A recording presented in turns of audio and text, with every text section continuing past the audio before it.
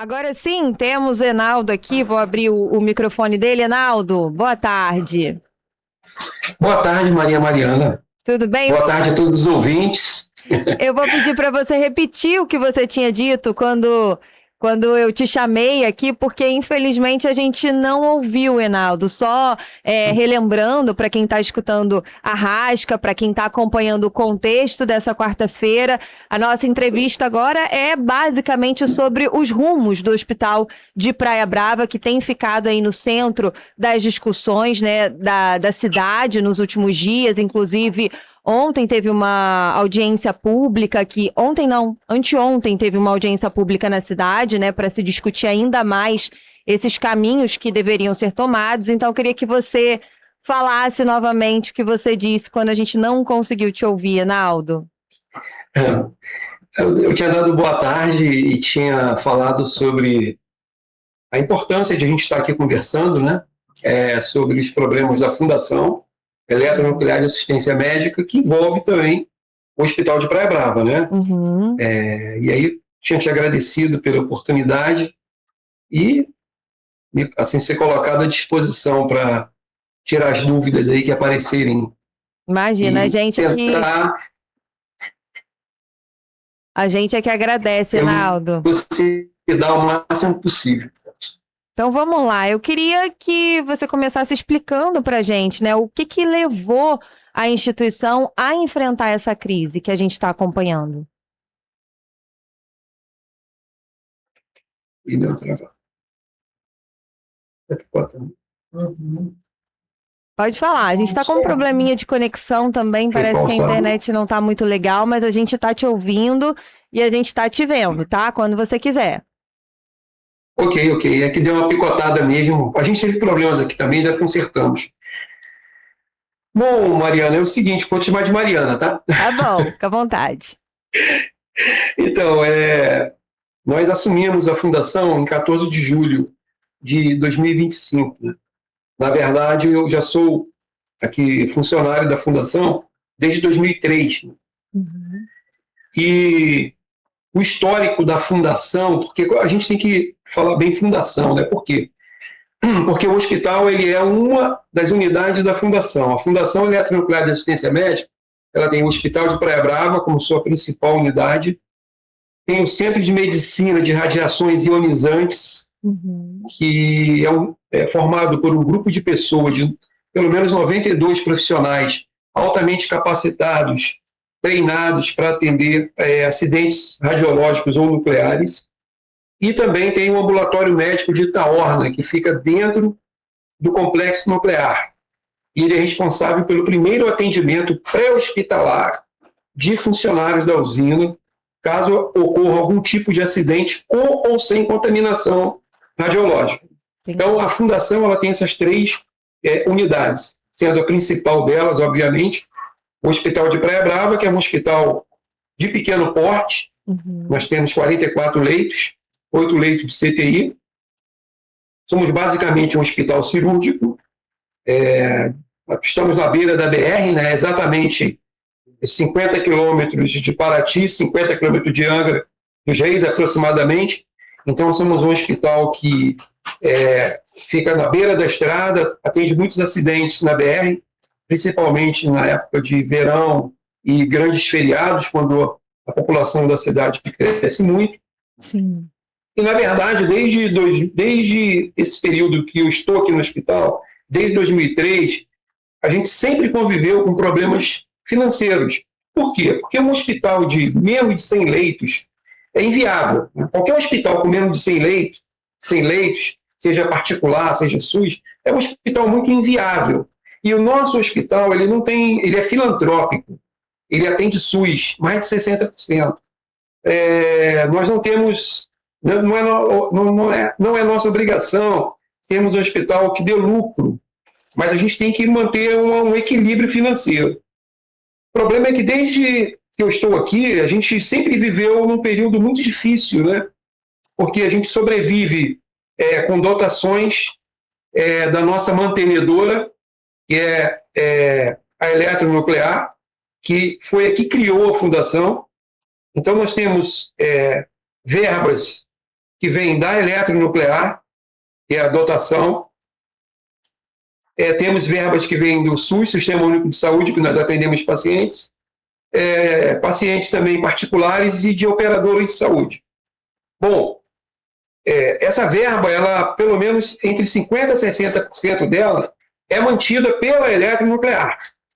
E o restante vem de SUS e planos de saúde e operadoras. Então, durante esse período, eu posso dizer até que de 2003 mesmo para cá, a dotação da eletronuclear ela vem caindo muito. Eles vêm reduzindo a dotação e de uma maneira muito significativa. Nos últimos 3 anos, nós tivemos uma diminuição da dotação na base de 13 milhões, Não. menos 13 milhões. Então, isso tem afetado profundamente o atendimento do hospital. A gente sabe que existe uma inflação comum, medida por IPCA, enfim, e outros indicadores, mas tem uma inflação hospitalar que ela é muito grande, é muito maior do que qualquer outra inflação. Principalmente no período pós-Covid, o preço dos insumos hospitalares, de um modo geral, subiu muito. Então, a gente está convivendo num momento assim, em que a gente tem um aumento de demanda, um aumento de complexidade de pacientes. A gente sabe que os bairros que estão aqui circunvizinhos à eletronuclear, eles têm crescido, Sim. Têm crescido e muito, né? E então, o hospital ele mantém, ao longo desse tempo, desde 2013, ele mantém esse número de leitos, né? Nós aumentamos 8 leitos de CTI. Mas o hospital continua um hospital de pequeno porte. Então, a gente chegou no momento em que a gente está muito estrangulado, com muitas dívidas, dívidas com fornecedores, várias dívidas, e isso tem impactado o funcionamento do hospital. Então, a nossa luta hoje é para que a gente tenha um aporte financeiro maior, claro, da nossa mantenedora. Também, claro, obviamente, né, nós precisamos rever muitos protocolos, muitos processos, muitos contratos de trabalho, rever todo o nosso plano junto ao SUS, né, e as operadoras de saúde, enfim, todo um trabalho financeiro que a gente está fazendo, mas que não é suficiente para cobrir a perda muito grande que nós tivemos, principalmente da dotação. Então, o hospital realmente está passando um momento difícil, toda a fundação está passando, né? Um momento difícil, o CNRI também, o AMIR também, e o hospital passando um problema muito grande. Nós tivemos recentemente que referenciar a nossa emergência por deficiência mesmo, e até solicitação do próprio Conselho de Curadores da usina, que a gente tivesse a nossa emergência referenciada, era uma solicitação, que a emergência referenciada você gasta menos, né? Você gasta menos insumos. Qual seria essa diferença, Naldo? Era exatamente a pergunta que eu ia te fazer, né? O que tinha mudado na prática no funcionamento do hospital durante esse período? Porque os moradores ouviram falar assim em emergência referenciada, mas muita gente não entendeu o que isso significa na prática, né? Como é que esse modelo funciona? Então, assim, a saúde, o modelo de funcionamento da saúde no Brasil, né, a saúde ela se divide em atendimentos primários, saúde primária, secundária e terciária. Então, a saúde primária é aquela saúde que envolve as unidades básicas de saúde, as UPAs, as clínicas da família. Né? Secundária, você tem já hospitais, né? E terciária também, quando você precisa de procedimentos de maior complexidade. Então, o correto, né, o atendimento mais correto seria, primeiro, a pessoa ser atendida na saúde primária. Né?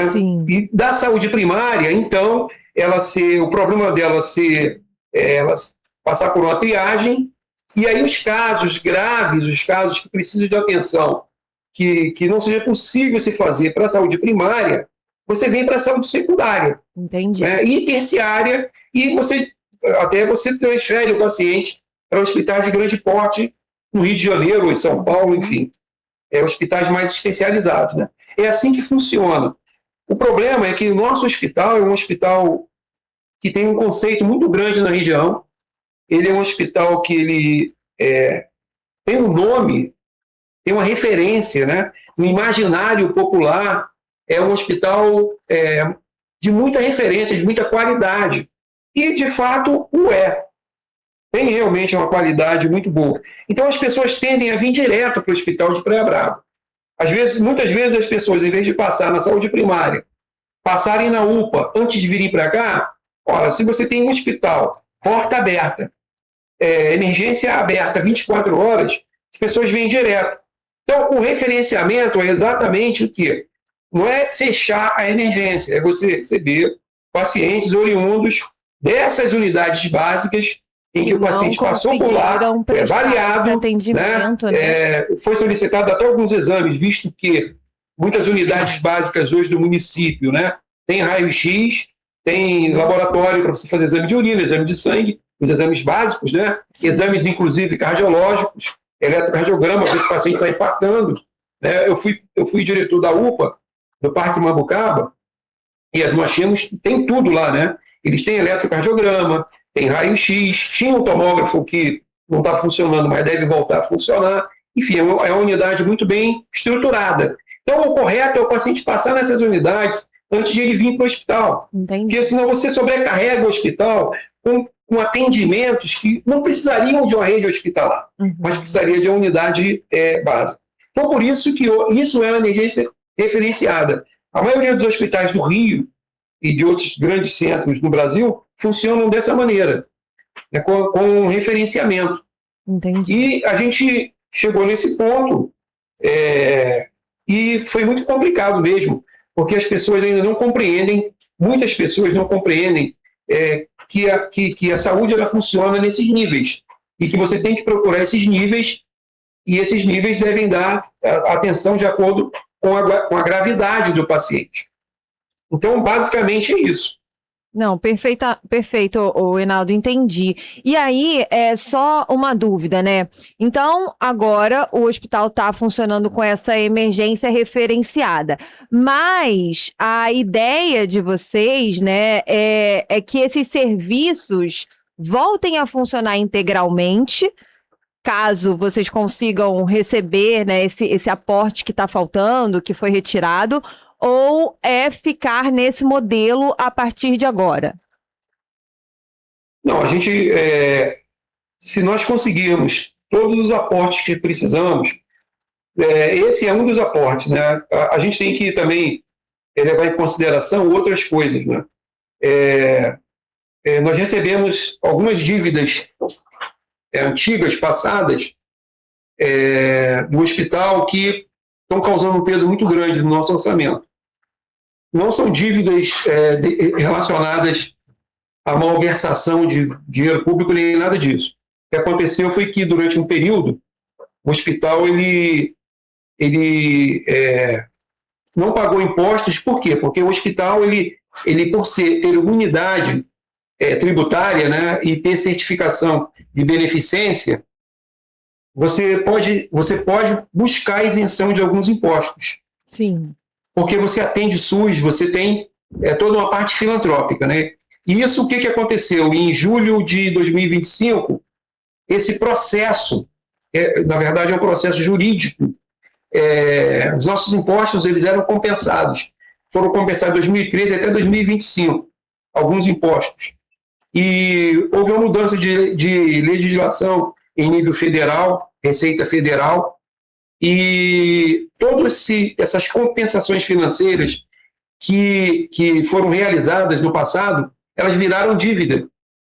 Então, virou uma dívida muito grande de imposto de 2013 a 2025.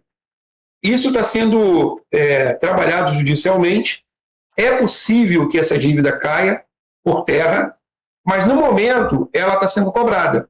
E ela está sendo parcelada, e isso tem impactado muito, muito, muito o funcionamento do hospital. Então, esses dois fatores aí, né, essa dívida de imposto, que não foi culpa da instituição, nem de nenhum gerente, nem de nenhum gestor, mas é algo legal, é algo que é factível. Você pode fazer isso, porque quando você tem uma fundação hospitalar que é filantrópica e que atende mais de 60% do SUS, você pode sim ficar isento de impostos. É mais ou menos parecido com pessoa física, né? Se você adota instituições, ou você adota, de repente, crianças, ou, enfim, você pode, né, colocar aquilo como um fator de isenção nos seus impostos, né? Então, o hospital funciona mais ou menos igual. Se você atende um monte de pacientes SUS, mais de 60%, e você tem condições, né, jurídicas, legais, de você não pagar alguns impostos, entendeu? Agora, falando dos desdobramentos mais recentes, essa semana, como eu disse no início, houve uma audiência pública aqui em Angra dos Reis, né? Vocês participaram dessa audiência? O que foi levado para essa audiência e como que você avalia essa sessão? Então, Mariana, nós levamos para a audiência toda a nossa situação financeira, né? Toda a nossa situação, tudo que a gente tem passado. É importante salientar para você e para todos os ouvintes que toda a nossa administração, nossa gestão, ela é auditada mensalmente por uma grande equipe da usina nuclear, da nossa mantenedora, pelo Conselho de Curadores. Tem pelo menos 6 pessoas que são profissionais de carreira da usina nuclear, que eles analisam juntamente conosco tudo que acontece na nossa área financeira e administrativa. Também temos o Conselho Fiscal, que é realizado, esse conselho é constituído, né, por 3 funcionários também de carreiras da nossa mantenedora. São pessoas altamente capacitadas na área contábil, e eles analisam todas as contas e emitem relatórios sobre tudo que a gente faz na área financeira. Além disso, temos a auditoria externa, que também vê também toda a nossa parte financeira, principalmente.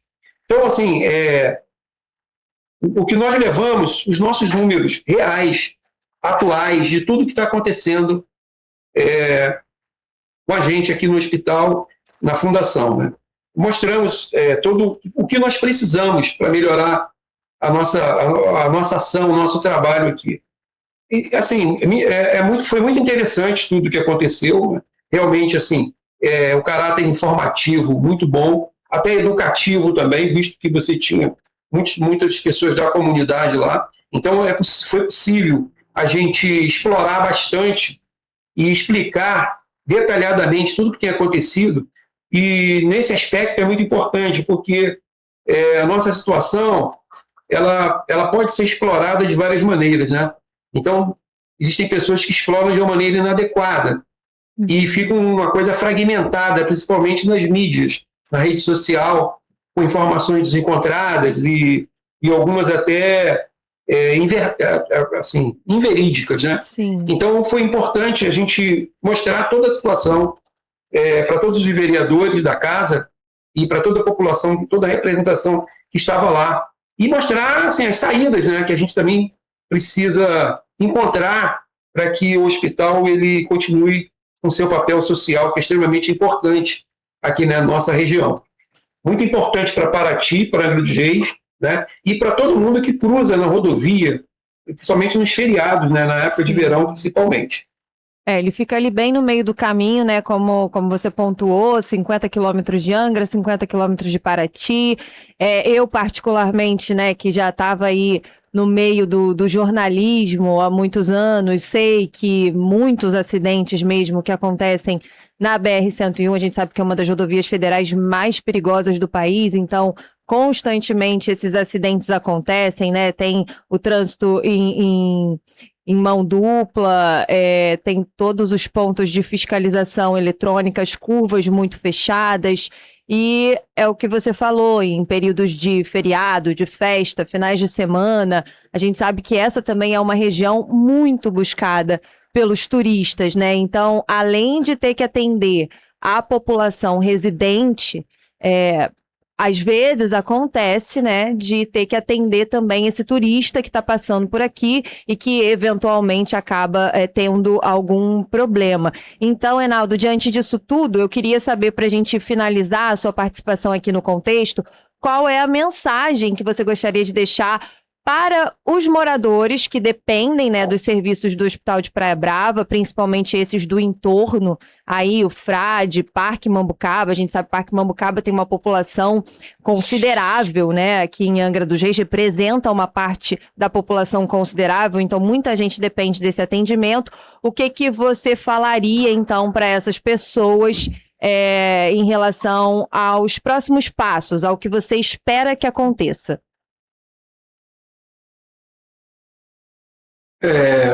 Nós estamos trabalhando demais, trabalhando muito, muito, muito para que as coisas se normalizem.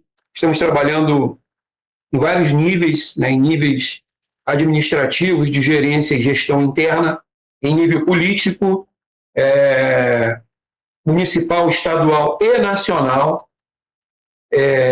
Estamos trabalhando em níveis administrativos, junto à Receita Federal, para a gente tentar equacionar essas dívidas que nos assolam. Também estamos trabalhando junto à nossa mantenedora para que os aportes continuem de uma maneira que possa suprir todas as nossas necessidades.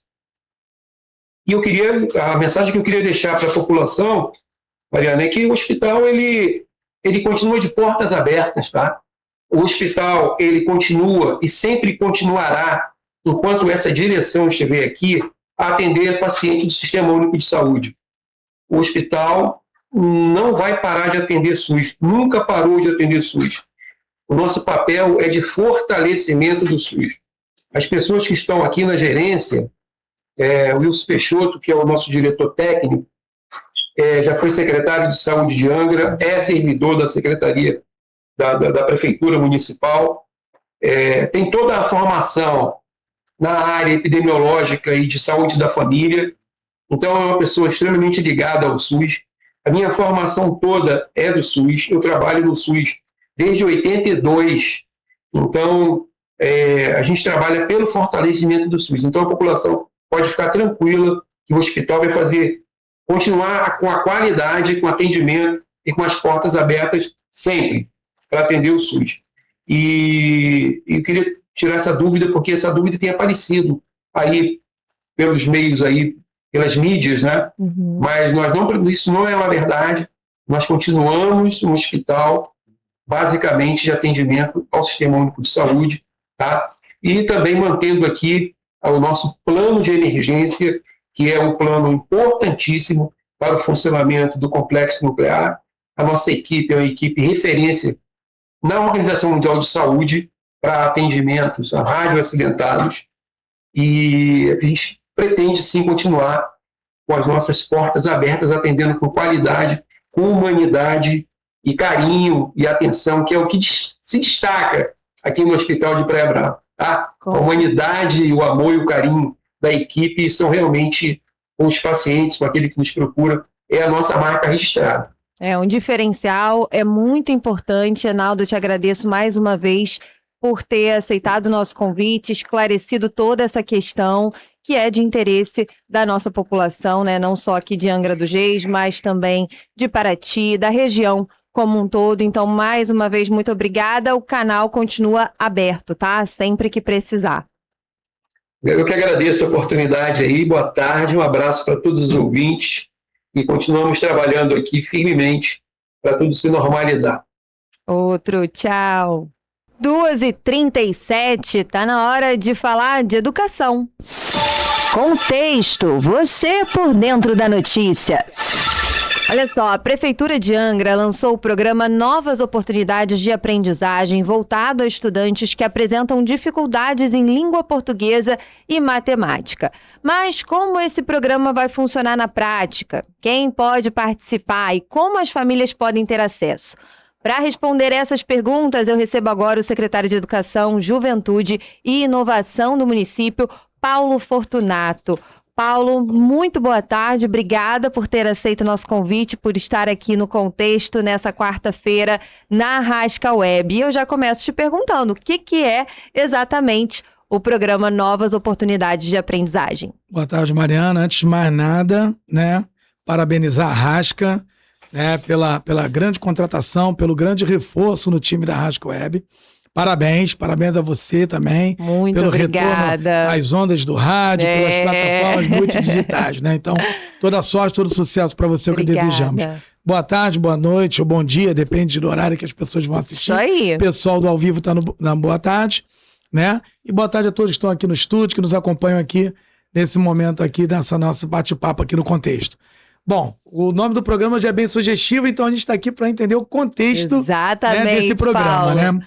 Bom, o que acontece, Mariana? A gente está num estágio da educação onde a gente precisa olhar também para o aluno do ponto de vista da percepção daquilo que ele não aprendeu. O mundo hoje está muito dinâmico, está muito atualizado. Então nós temos uma gama de estudantes da nossa rede que não consolidaram aprendizagens anteriores. Né? Os pais que nos ouvem agora, as pessoas que estão já estudaram, já passaram para a escola, vão lembrar da palavra, da expressão pré-requisito. Ou seja, para eu aprender uma coisa mais difícil, eu preciso ter dominado o conteúdo ou o conceito mais básico daquele assunto. Sim. E aí o que acontece, né?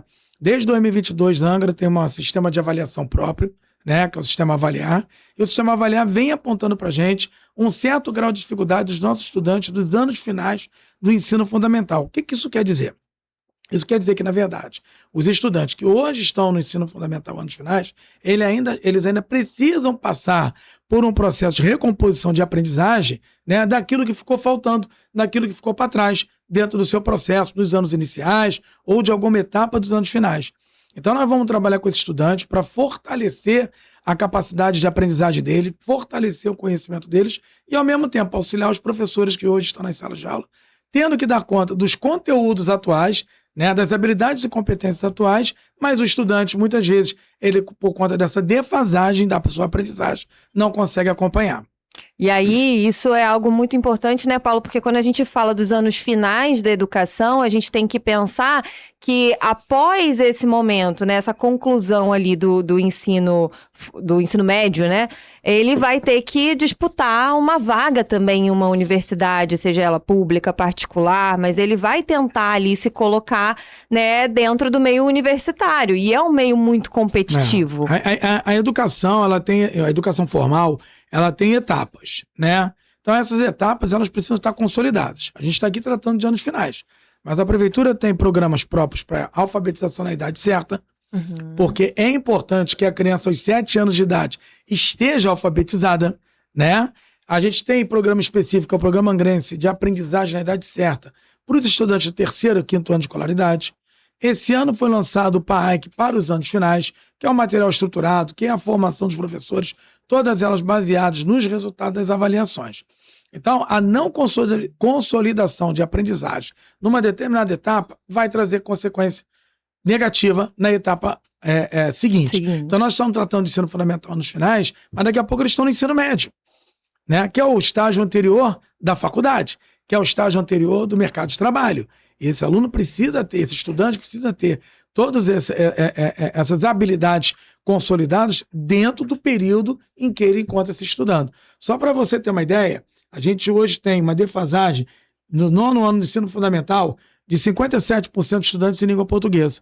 E aí o que quer dizer essa defasagem? Que o aluno não sabe ler, que o aluno não sabe escrever? Não é isso. Que ele apresenta algumas dificuldades em conceitos anteriores que precisam ser consolidados para que ele esteja mais fortalecido dentro desse processo de aprendizagem. Entendi. Então, o programa hoje ele é voltado para crianças de qual idade? São os estudantes do 6º ao 9º ano do ensino fundamental, né? Então, a partir de 11 anos de idade até os 14 anos de idade. E aí, existe algum critério para selecionar esses estudantes? É realmente com base no desempenho deles? Exatamente. É com base no resultado das avaliações que são feitas nas escolas. Esse grupo de estudantes que a avaliação, né? A gente acabou de aplicar agora o avaliado do 2º bimestre, né? Que é a nossa avaliação formativa. Os alunos indicados a participarem desse programa, desse processo, eles ainda serão feitos uma segunda sondagem, né, para avaliar em que grupamento que eles vão se enturmar. É sempre no contraturno do horário regular das aulas dele. Entendi, Paulo. Então, essa identificação vai acontecer basicamente dentro do próprio modelo da escola, né, da educação. Mas se a família identificar que esse estudante também está tendo alguma dificuldade ou que necessita talvez de um reforço, existe a possibilidade da família sinalizar para a escola, sinalizar para a Secretaria de Educação que o filho dela talvez também precise disso? Não, sempre é muito importante a participação das famílias em todos os processos educacionais.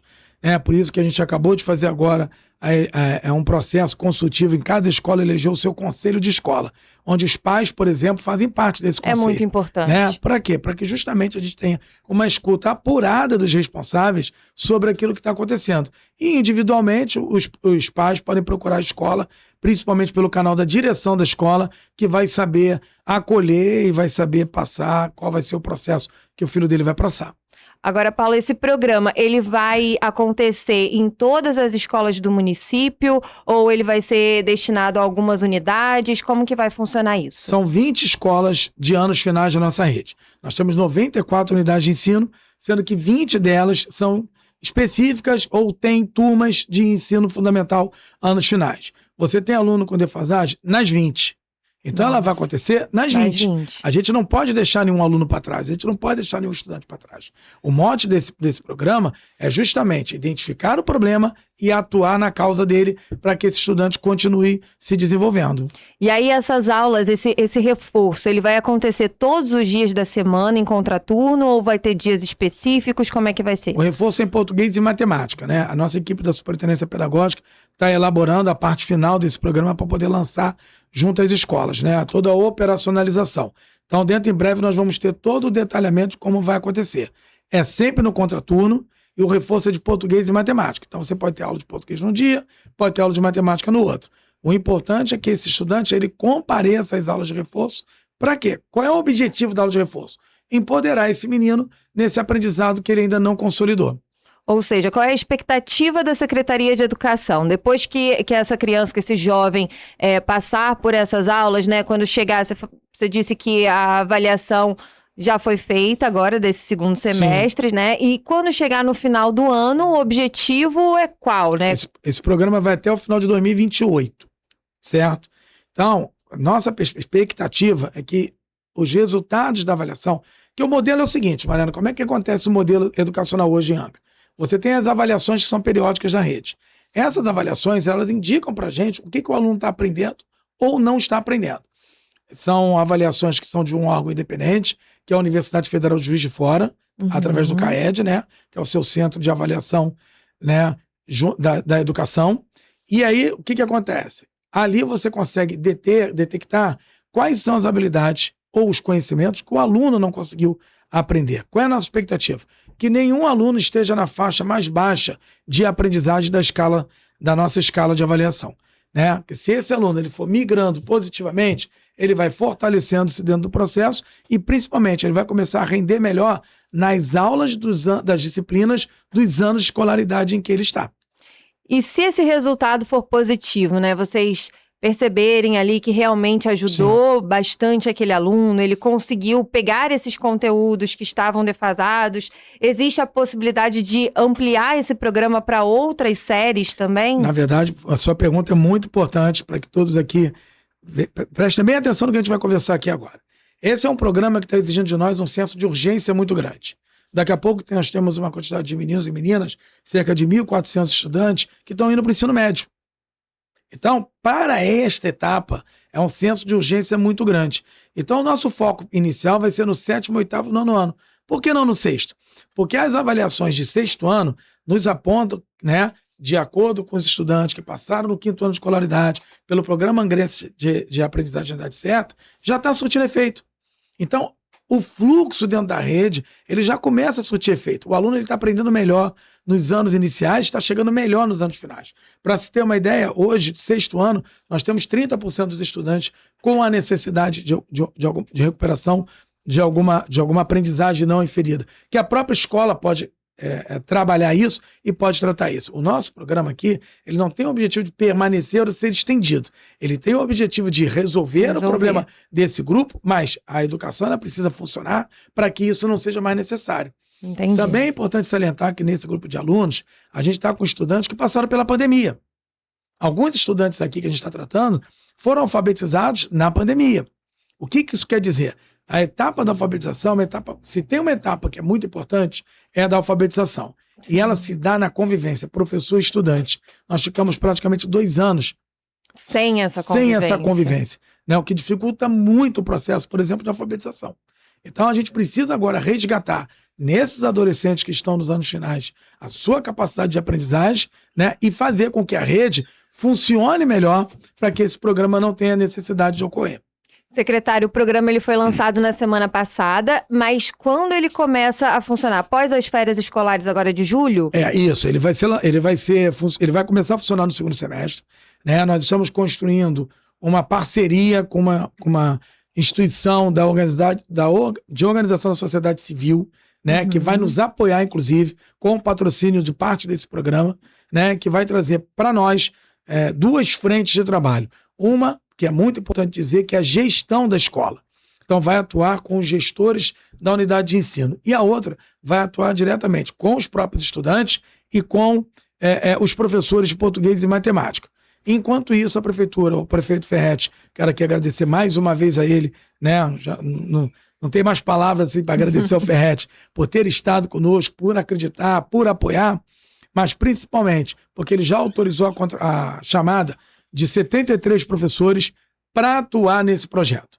Então, os professores em breve serão convocados, vão tomar posse, a gente aguarda a posse deles para que eles possam fazer a formação e aí sim começar o atendimento aos estudantes. E aí, Paulo, me corrija se eu estiver errada, mas a gente tem que olhar para esse programa também, tem que ampliar um pouquinho esse olhar, sim. Porque o objetivo é que essas crianças, que esses jovens aprendam esse conteúdo. Mas no fundo, a gente sabe que isso é de uma importância sem tamanho para evitar também a evasão escolar. Porque se esse aluno está dentro da escola, ele não está conseguindo acompanhar o que está sendo falado ali no ano em que ele está cursando, ele vai ficando cada vez mais desmotivado. E aí a tendência é ele abandonar a sala de aula. Mas deixa eu te dar uma boa notícia que foi publicada semana passada, eu não vou lembrar exatamente a data, pelo MEC, né, e pelo INEP, que é o órgão do Ministério da Educação, que faz as avaliações em todas as redes do Brasil. Saiu o resultado do abandono das escolas, dos estudantes de todas as redes de ensino. Em Angra dos Reis, para anos finais, o abandono em 2025 foi de 0,8. Isso é maravilhoso. O mais baixo indicador de toda a série histórica. Para anos iniciais, foi de 0,6. Isso quer dizer, isso nos traz até uma responsabilidade maior, que é o seguinte: esse estudante não está abandonando a escola, ele acredita na escola, sim. Ele acredita na educação. Então a gente precisa, mais do que nunca, apoiá-los nesse sentido da permanência na escola, através de uma melhor aprendizagem, através da recuperação de sua aprendizagem. Então, como você disse, esse é um programa que ele vai reverberar para a sociedade, ele vai reverberar para o município.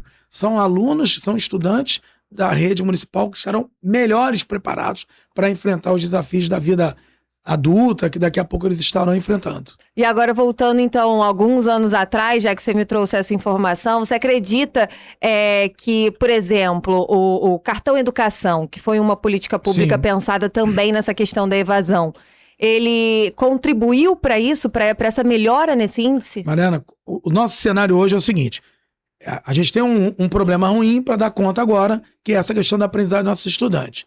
Mas nós só estamos conseguindo chegar a isso porque outras ações, estratégias e políticas foram implementadas. Então, quando a gente fala, por exemplo, da questão do abandono, ou do combate ao abandono, ou do combate à evasão escolar, tão difícil quanto você garantir o acesso, e o acesso se dá pela matrícula. Sim. É a permanência do estudante na escola. Então, se outros programas não atuarem juntos, esse aluno acaba não ficando na escola. E o cartão educação é um deles. Porque ele promove uma revolução, porque ele, além de tudo, é o uso do recurso público do município, que permanece no município, gerando emprego e renda na cadeia produtiva do comércio de papelaria e do comércio e indústria de confecção, né? E, além disso tudo, traz uma equidade muito grande. Por quê? Você consegue que todos os estudantes da rede tenham as mesmas condições para estudar. Eles têm material, eles têm uniforme, eles têm agasalho. A gente está num dia hoje um tanto quanto frio. Por exemplo, eles estão agasalhados nas nossas escolas.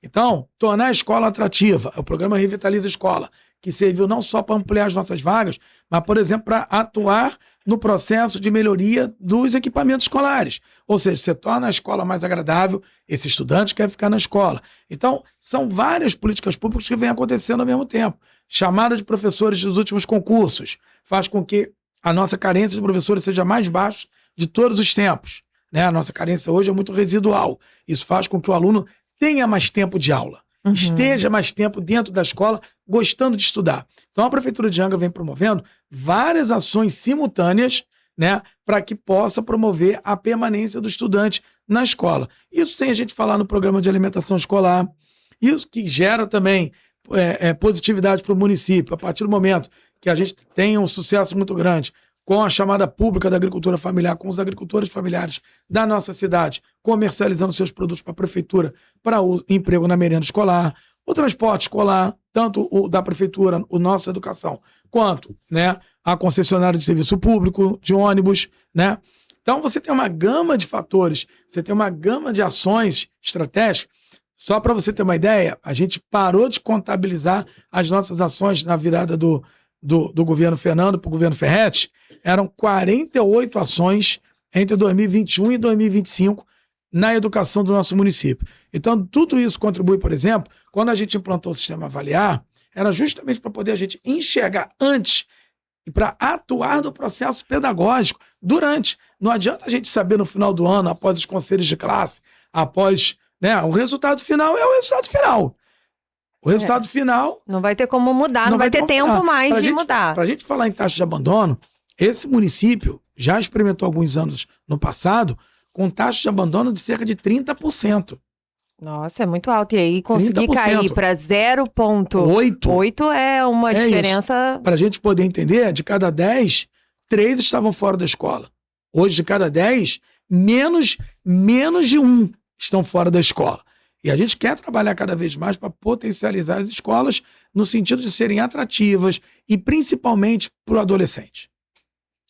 A gente fez no ano passado, a Secretaria realizou uma escuta chamada Fala Aí. Essa escuta foi organizada, ela foi aplicada aos estudantes, né, que resultou numa grande pesquisa de 5.000 estudantes participando, né? O resultado disso está reverberando agora em programas como esse. Então, ouvir o estudante, ouvir o adolescente, entender o que ele quer, como que ele quer, né? Aquilo que é possível, aquilo que tem que ser negociado, nem tudo que o adolescente quer é possível de ser, né? Mas ouvir o estudante, entender o que ele está sentindo é muito importante. São jovens, são adolescentes, né? Eles precisam ter essa escuta. E quando a gente escuta, a gente aprende muito, sabe? Então, hoje, o programa Novas Oportunidades de Aprendizagem, o programa Angrense de Aprendizagem de Idade Certa, anos finais, os nossos estudantes, os pais que estão nos ouvindo, pode perceber que eles vão receber agora, no final do semestre, o material, né? Todo o material desse período letivo, vai ver que qualidade de material que os estudantes utilizaram, feitos pela Secretaria de Educação, editados pela Secretaria de Educação, pelos profissionais da educação de Angra. Então, tudo isso acaba contribuindo para que a gente consiga ter êxito, né, em processos como o combate à evasão escolar. E o cartão Educação, sem dúvida nenhuma, é um dos principais agentes e fatores dessa transformação. E o mais legal é ver como tudo está realmente junto nessa caminhada, né? Unido nessa caminhada, porque o cartão Educação, você falou da economia local, por exemplo, a gente sabe que hoje as papelarias, as lojas, elas se preparam para esse momento, para atender aquele cliente que chega ali pelo cartão Educação, porque senão ela não consegue. Se ela abrir para a população e para quem tem o cartão, fica o caos nas lojas, né? A gente acompanha isso. E aí, mais essa questão da agricultura familiar, então é muito bacana ver essa integração dos setores na cidade, porque isso é muito importante para uma cidade funcionar. Né? E como diz o prefeito Ferretti, ele quer fazer um governo interdisciplinar, ou seja, as secretarias atuando. Elas têm que se complementar. Na minha agenda de hoje, eu tenho uma agenda com o secretário Fábio Júnior de Defesa Civil daqui a pouco para tratar do programa Agente Jovem, que começa na próxima semana. Enfim, e além dessa interdisciplinaridade, é importante a gente salientar que programas pedagógicos importantes estão rodando na rede. Vou lembrar aqui, por exemplo, da Bienal. Em 2 edições, Angra teve presente na Bienal com stand próprio da Secretaria de Educação e levando mais de 4.000 estudantes para a Bienal. Quase 2.000 profissionais de educação. O estudante nosso comprando o livro na Bienal a R$200, com voucher de R$200 cada um, e o nosso professor com R$1.000. de voucher. Nem a capital chegou com valores tão próximos aos professores e aos estudantes, sabe? Então, tudo isso vai reforçando, né? A gente, esse ano, disponibilizou para os professores que atuam nas escolas insulares, né, na nossa Ilha Grande, lanchas rápidas, para poder esse professor chegar sempre no horário na escola, poder ter uma qualidade de vida melhor, porque ele está na ilha, precisa retornar ao continente. Enfim, são muitas vertentes acontecendo. Um programa também gostoso é o nosso programa de quadra. Nós implantamos 17 quadras esportivas na cidade, através das escolas, né? E tudo isso, Mariana, vai contribuindo para fazer a reformulação do processo educacional. Quadras essas, Paulo, que inclusive é legal a gente pontuar aqui, né? Que são usadas até mesmo pelas instituições de ensino particulares. Eu vejo muito isso ali na praça, na pista de skate, né? Na quadra que tem ali. Muitas escolas particulares fazem a sua educação física ali. Porque elas não têm. Exatamente. Então, as escolas municipais hoje, nós já contamos com cerca de 18 quadras disponibilizadas para as nossas escolas, né? Então, tudo isso, sabe, vai fazendo parte de todo um processo. E aí a decisão política ela é fundamental. Um programa como esse, se o prefeito não tem a decisão política de apoiar, né? Se nós fôssemos uma gestão que quiséssemos esconder os nossos maus resultados, ao invés de encarar o problema de frente, aí sim. Mas nós somos uma gestão muito diferenciada. A liderança do prefeito Ferretti é muito clara, né? É ir atrás do problema. A gente ama o problema, mas a gente é apaixonado pela solução. Não adianta dormir com o problema. Tem que resolver o problema. É isso aí. Paulo, eu te agradeço muito pela participação. A gente está aqui em cima do laço, 2h59, quase virando. O programa vai até as 3. Isso significa que o papo tava bom, né? Talvez a gente precise de outro dia para esticar mais, porque tem muita coisa a se falar quando o assunto é educação. Mais uma vez, obrigada. Vamos sim, tá, Mariana? Muito obrigado e sucesso mais uma vez. Obrigada. E para você que está ouvindo o Contexto, a gente fica por aqui, mas sexta-feira eu tô de volta.